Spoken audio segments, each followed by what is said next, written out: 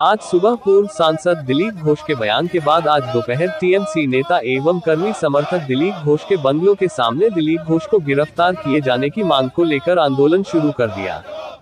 इसके बाद दिलीप घोष के बंगलों में मौजूद भाजपा कर्मी समर्थकों ने भी उनके सामने आंदोलन करना शुरू कर दिया, जिसके बाद घंटों तक टीएमसी बीजेपी आमने सामने एक दूसरे के खिलाफ नारेबाजी करते रहे, जिसके बाद टीएमसी नेता देवाशीष चौधरी उर्फ मुनमुन ने भाजपा पूर्व सांसद दिलीप घोष को चेतावनी देते हुए आंदोलन समाप्त किया। तो वहीं 2 मिनट के बाद मौके पर पहुंच गए पूर्व सांसद दिलीप घोष। फिर से दिलीप घोष ने टीएमसी नेताओं के खिलाफ आग उगल दिया था और भाजपा पूर्व सांसद दिलीप घोष ने फिर से क्या कहा, आइए सुनते हैं।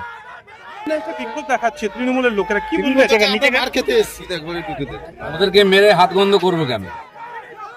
এরকম লোকদের মারি না, ওরা ছেঁচড়া রাস্তায় চিৎকার করে। আমার বক্তব্য হচ্ছে, ঠিক আছে, রাজনীতি করছো তোমরা, আমরা অপোজিশন, তোমরা ক্ষমতায় আছো, তোমাদের এমপি আছে, তোমাদের মিউনিসিপালিটি আছে, লুটপাট সব জায়গায় করছো, কিন্তু রাজনীতির একটা সীমা রেখা থাকা চাই। ওরা যদি মনে করে আমার বাড়ির সামনে ধর্ণা দেবে, জানিয়ে আসা হচ্ছিল, আমি তাহলে ভালো ট্রিটমেন্ট করতাম। আমি তো একটা প্রোগ্রাম গেছিলাম, খেতে বসেছিলাম, খবর পেলাম যে এসছে ওরা, আমি তাড়াতাড়ি এলাম ওদেরকে স্বাগত করার জন্য, চলে গেল। কিন্তু আমি যদি আজ থেকে আমরা আমাদের কর্মীদের নিয়ে যত টিএমসির নেতা আছে খড়গপুরে, তার বাড়ির সামনে ধর্ণা দেওয়া শুরু করি, শোভা পাবে কি? ওরা চায় যদি এটাও করতে দেয়, দিলীপ ঘোষ আছে, ওরা ভেবেছে আমি বেরিয়ে গেলাম, ওদের চলে গেছে দিলীপ ঘোষ ছেড়ে। দিলীপ ঘোষ জায়গা সহজে ছাড়ে না। রাজনীতি করতে এসেছি, নীতির রাজনীতি করো। চুরি চামারি করছো, আমরা তো কোনো বাধা দিই না। মাফিয়া রাজ দিলীপ ঘোষ এখানে শেষ করেছে। তোমাদের মতো ছিচকে চোরদের নিপটাতে 2 মিনিট সময় লাগবে, আর আমি সেটা গণতান্ত্রিক ভাবেই করব। দ্বিতীয় কথা হচ্ছে যে কালকে নাকি চেয়ারম্যান বলেছে যদি ওদের লোকজন আসতো দিলীপ ঘোষ কি করতো। আমি কালকে যাব, তুমি লোকজন ডাকো, আমি যাচ্ছি। চোর চামার পাঠাবে না, চামচা বেলচা পাড়ার লোক পাঠাবে না, আর কটা রাস্তার মেয়েকে পাঠিয়ে দেবে না। তাদের গায়ে হাত দিয়ে আমাদের লজ্জা করে। যারা খড়গপুর ঘুরে ঘুরে গালাগালিতে আর মার খায়, লোকের রাস্তায় বেঁধে রাখে এদের কাছে, এদের নিয়ে রাজনীতি করে কেন? দাদা, আপনাদের অভিযোগ আসছে মহিলা মোর্চার কর্মীদের যারা এখানে ছিল তাদের গায়ে হাত দেওয়া হয়েছে, আচরণ করা হয়েছে। এখানে আসছে মহিলা কর্মীদের গায়ে হাত দিচ্ছে, এটা তো আইনের ব্যাপার, আইনি ব্যবস্থা আমরা নেব। কালকেও আমি আইনি ব্যবস্থা নিতে পারতাম, মানে হয়তো ভুল করেছে, ওখানে আমার সঙ্গে দুর্ব্যবহার করেছে। সরকারি যে বোর্ড ছিল, মিউনিসিপালিটি লাগিয়েছিল, আমি লাগাইনি, টাকা আমি দিয়েছিলাম, আমার নাম এমপির নাম ছিল, সেই কর্মীরা ছিঁড়ে ফেলে দিয়েছে, তার ভিডিও আমাদের কাছে। তার বিরুদ্ধে আমি কেস করতে পারি, কিন্তু সরকারি সময় পয়সা নষ্ট করার দরকার নেই এদের বিরুদ্ধে কেস করা। রাজনীতি যদি গায়ের জোরে হবে, আমি গায়ের জোরে লড়তে রাজি আছি, কারণ আমি এখানকার মাফিয়াদের বিরুদ্ধে লড়েছি। এরা তো মাফিয়াদের চামচা, ওদের টাকায় বেঁচে আছে। এখানকার পুকুর, রেলের জায়গা, সরকারি জায়গা লুট করে বেঁচে আছে চোর এরা। এদের হিম্মত নেই সামনে আসার। আমি শুনেই আমি পুলিশ অফিসারে, এএসপি অফিসে ফোন করলাম যে আমি 10 মিনিট টাইমিং দিচ্ছি, ওদেরকে বলুন চলে যেতে, নাহলে কিন্তু হসপিটাল হয়ে যেতে হবে। দিলীপ ঘোষ খালি মুখে বলবেন। আমি জানি না কেন ওরা চলে গেছে, ওরা পুলিশ বলেছে কিনা। আর এখানকার পুলিশকে আমি চিনি।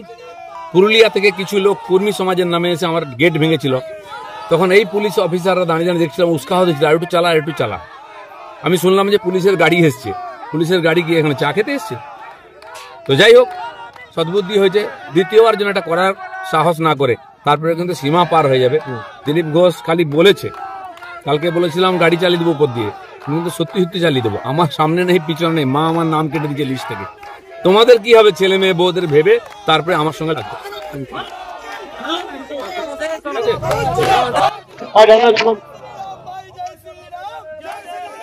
আমরা আজকে এখানে এসেছিলাম তৃণমূল কংগ্রেসের সৈনিকরা, মমতা বন্দ্যোপাধ্যায় এবং অভিষেক বন্দ্যোপাধ্যায়ের সৈনিকরা দিলীপ ঘোষের বাংলোর বাইরে আমরা উপস্থিত হয়েছিলাম। যে রেলের বাংলো দিলীপ ঘোষ রেলের সাহায্যে অবৈধভাবে দখল করে রেখেছেন, ওইটাকে দলীয় কার্যালয়ে পরিণত করেছেন, যা আইনত করা যায় না। ওর বাংলোর সামনে এসেছিলাম কারণ উনি আজকে হুমকি দিয়েছেন যে তৃণমূল কংগ্রেস নেতা কর্মীদের ঘরে ঢুকে বের করে মারবেন। তাই আমরা ওনার বাংলোর সামনে এসেছিলাম যে ওনার যদি দম থাকে আমাদের গায়ে হাত দিয়ে দেখান। গতকাল উনি মহিলাদের গলা টিপে, মা বোনদের গলা টিপে মারার হুমকি দিয়েছেন, তাদের উপর দিয়ে গাড়ি চালিয়ে দেবার কথাও বলেছেন। আমরা চাই প্রশাসন দিলীপ ঘোষের বিরুদ্ধে অবিলম্বে আইনানুগ ব্যবস্থা নিক, অবিলম্বে দিলীপ ঘোষকে গ্রেপ্তার করা হোক। কারণ ভারতীয় সংবিধানের মধ্যে থেকে, আইনের মধ্যে থেকে কোনো মানুষ ক্যামেরার সামনে দাঁড়িয়ে অন্যকে মারার হুমকি দিতে পারে না, এটা আইন ভঙ্গের শামিল। অবিলম্বে দিলীপ ঘোষকে গ্রেপ্তার করা উচিত। যদি তা না হয় তাহলে খড়গপুর শহরে অশান্তি বাড়বে, আগুন জ্বলবে। এই শান্ত শহরে আগুন জ্বালাবার জন্য, অশান্তি বাঁধাবার জন্যই উনি এসেছেন। এখানে এসে জানলাম উনি শহর ছেড়ে চলে গেছে। এই যে বসন্তের কোকিল, এনারা হচ্ছে বসন্তের কোকিল। তৃণমূল কংগ্রেসের নেত্রী বসন্তের কোকিল নন, অভিষেক বন্দ্যোপাধ্যায়ও বসন্তের কোকিল নন। এবং আমরা কর্মীরা সারা বছর এই শহরেই থাকি, তাই এই শহরে আমরা আগুন জ্বালাতে দেব না।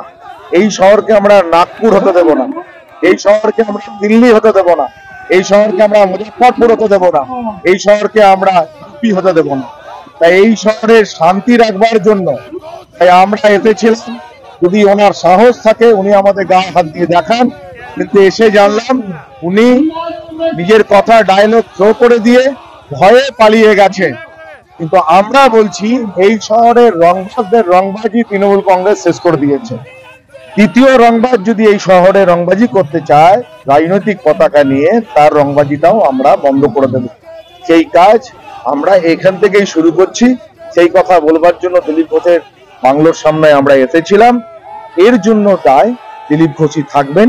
তাই আমি চাইবো, আমরা চাইবো, কাউন্সিলররা চাইবে, দল চাইবে যে আমার সরকার অবিলম্বে পুলিশ প্রশাসন, স্থানীয় পুলিশ প্রশাসন হঠাৎ করে খড়গপুর শহরের পরিবেশকে গরম করবার জন্য যে ধরনের মা বোনদেরকে অসম্মান করা এবং একটি রাজনৈতিক দল, স্বীকৃত রাজনৈতিক দলের নেতা কর্মীদেরকে মারবার কথা বললেন, তার দায় দিলীপ ঘোষের উপরেই বর্তায়। ওনাকে অবিলম্বে গ্রেপ্তার করতে হবে।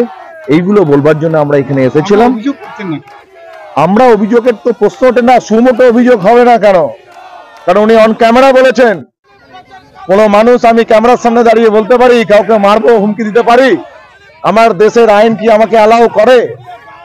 আমি বলতে পারি যে আমি কাউকে মারবো, ঘরে ঢুকে বার করে মারবো? আমি কাউকে বলতে পারি আমি মহিলার গলা টিপে দেবো? আমি কাউকে বলতে পারি কার গায়ের উপর দিয়ে গাড়ি চালিয়ে দেবো?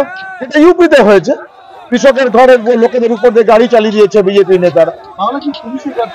পুলিশের ব্যর্থতা না, আমরা পুলিশের কাছে অনুরোধ করছি এই আন্দোলনের মধ্য দিয়ে পুলিশ প্রশাসনের কাছে দিলীপ ঘোষকে রেস্ট্রেন করা হোক। খড়গপুর শহরে শান্তি রাখতে গেলে দিলীপ ঘোষকে গ্রেপ্তার করা হোক। খড়গপুর শহরে শান্তি রাখতে গেলে খড়গপুর শহর যদি আগামীকাল অশান্ত হয় তার জন্য সম্পূর্ণভাবে বিজেপি আরএসএস এর প্রচারক দিলীপ ঘোষই দায়ী থাকবে। এই কথা বলবার জন্য এখানে এসেছিলাম। যেহেতু আমাদের মা আমাদের দুধ খাইয়েছেন, তাই ওনার ঘরের সামনে এসেছিলাম যে আমাদের গায়ে হাত দিয়ে উনি প্রমাণ করুন যে উনি মরদের বাচ্চা। তাই আমরা আমাদের প্রতিবাদ বিক্ষোভটা এখানেই শেষ করলাম আজকের জন্য। আগামীকাল আমরা অন্যভাবে নামবো।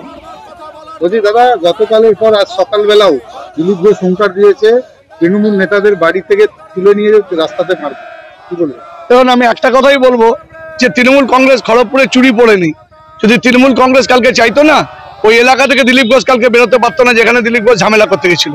আর একটা কথাও বলে দিচ্ছি, এরকম যদি দিলীপ ঘোষ বলতে থাকে না, আগামী দিনে খড়গপুর শহরে তৃণমূল কংগ্রেস যদি চায় না, ও খড়গপুর শহরে ঢুকতে পারবে না, এটাও আপনাকে বলে রাখছি। তো ওই জন্য বলবো যে এসব কথা থেকে বিরত থাকতে, পজিটিভ পলিটিক্স করুন। ওনার যদি খড়গপুরে সত্যি কাজ করতে হয় মানুষের জন্য, রেলের উন্নয়ন নিয়ে বলুক, যেটা আমাদের সাংসদ জুন মালিয়া হওয়ার পর প্রথমে রেলের বঞ্চনা নিয়ে রেলের বস্তিবাসীর উন্নয়নের জন্য বলেছে। তা না করে উনি টিকে থাকতে চাচ্ছেন। আমি বিভিন্ন মহলে শুনতে পেরেছি যে পেপারে মাঝে মাঝে দেখছি যে বিজেপির মনে হয় রাজ্য সভাপতি নির্বাচন হবে। তো ওই জন্য উনি ভেসে থাকার জন্য, টিকে থাকার জন্য এইসব বালা কথাবার্তা বলছে, এইসব ভাবে টিকে থাকতে। আর টিকে থাকার পদ্ধতি কি না, মেয়েদেরকে 500 টাকা চাকর বলা, মেয়েদের বাপ তুলে গালি দেওয়া, এটা একজন প্রাক্তন সাংসদের কাছে আশা করা যায়? আর উনি টিকে থাকার জন্য এইরকম রাজনীতি করছি। আমি সর্বশেষ একটাই কথা বলবো, তৃণমূল কংগ্রেস খড়গপুর শহরে চুরি পড়ে নেই। উনি যদি এরকম ধরনের কথা বলে, আগামী দিনে খড়গপুর শহরে তৃণমূল কংগ্রেস যদি চায়, উনি খড়গপুর শহরে ঢুকতে পারবেন না, এইটুকু বলে রাখতে। চেয়ারম্যান থাকাকালীন, এমএলএ থাকাকালীন কোনো কাজ করতে পারে? ওনার কাজের ইচ্ছাই ছিল না। উনি মনে করলাম যদি আপনার কথা শুনে যদি 2 মিনিট আমি বিশ্বাসও করি যে উনি খড়গপুর শহরে আমরা কাজ করতে দিই, রেল তো উনার ছিল, রেলমন্ত্রী তো উনার, প্রধানমন্ত্রী তো উনার, তাহলে রেলের এত বড় বস্তি, জল পায় না, আলো পায় না, যাদের ভোটে উনি এমএলএ হয়েছেন, যাদের ভোটে উনি এমপি হয়েছেন, সেই সব বস্তি এলাকায় কেন উনি কাজ করেননি? সেসব রাস্তার জন্য জল আলো ব্যবস্থা করেননি কেন? উনার বাহানা, উনি কোনো কাজ করতে চান না, উনি হচ্ছে পরিযায়ী পাখি। উনি মাঝে মাঝে খড়গপুরে আসবেন, খড়গপুরের মানুষকে বিব্রত করবেন, আর মেয়েদেরকে অসম্মান কথা বলবেন, মেয়েদের প্রতি অশ্লীল ধাক্কা ধুক্কি দেবেন, উনার সিকিউরিটি গার্ড দেবেন, এসব করে খড়গপুরে উত্তেজনা সৃষ্টি করছে। খড়গপুরের মানুষ শান্তপ্রিয় মানুষ, খড়গপুরের মানুষ মমতা বন্দ্যোপাধ্যায়কে বিশ্বাস করে। খড়গপুরের মানুষ আগামী দিনে এই যে দিলীপ ঘোষের আচরণ, এই যে বিজেপির আচরণ, তার যোগ্য জবাব খড়গপুরের মানুষ আগামী নির্বাচনে অবশ্যই বিজেপিকে এবং দিলীপ ঘোষকে।